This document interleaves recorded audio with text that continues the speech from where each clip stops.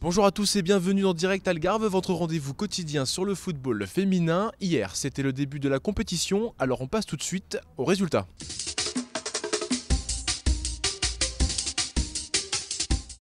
Dans le groupe A, le Brésil et la Chine font match nul 0-0. La Suède, elle, impose sa loi à l'Allemagne 4-2 avec un doublé de la Parisienne Caroline Seger et un autre de Sofia Jakobsson.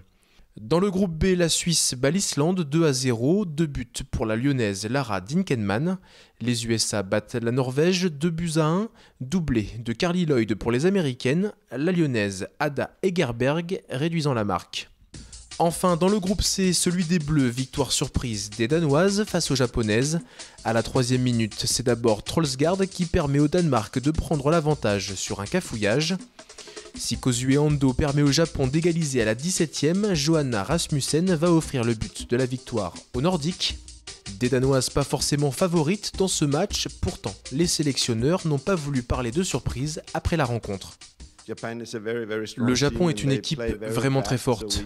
Ils jouent très vite, donc nous avions besoin d'être bien compacts. Je pense que mes joueuses manquent d'expérience. Donc bien sûr, c'est une grosse performance de battre une équipe aussi forte que le Japon. Alors oui, peut-être que c'est une surprise, mais je crois en mes joueuses, donc je ne veux pas être trop surpris.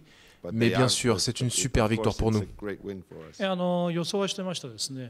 Oui, nous savions que ça allait être difficile. Le Danemark est une très bonne équipe qui a battu les États-Unis lors de la dernière Algarve Cup.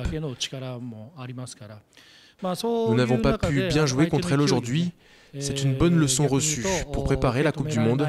Je pense que ces matchs ici vont beaucoup nous apporter. Dans le deuxième match de ce groupe C, victoire compliquée des Bleus face au Portugal grâce à un but de la tête d'Eugénie Le Sommer sur un service de Claire Lavogé. Si les Bleus ont peiné en première mi-temps, les 3 points sont là à l'arrivée et c'est bien l'essentiel pour Philippe Bergerot et la buteuse du soir. Je ne suis pas du tout satisfait de la première mi-temps parce que on a mis beaucoup de temps à rentrer dans le match. Il y a eu beaucoup de fautes techniques.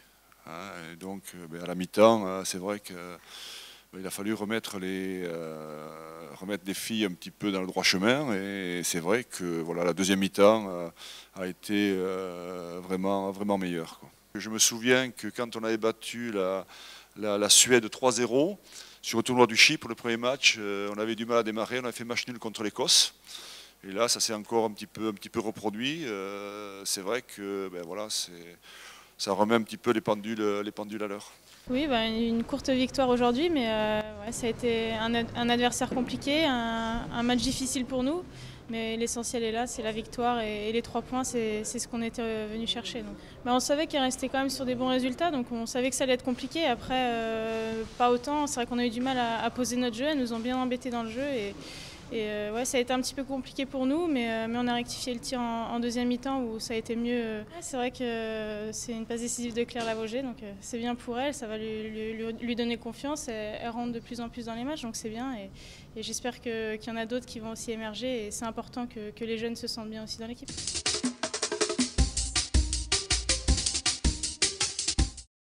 Dans le groupe A, la Suède prend le contrôle devant le Brésil et la Chine. L'Allemagne est dernière. Dans le groupe B, c'est la Suisse et les USA qui devancent les pays nordiques en méforme pour le moment.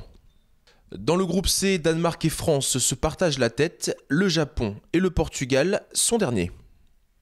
Au classement des buteuses, 4 joueuses sont en tête, Caroline Seger, Sofia Jakobsson, Lara Dinkelmann et Carly Lloyd.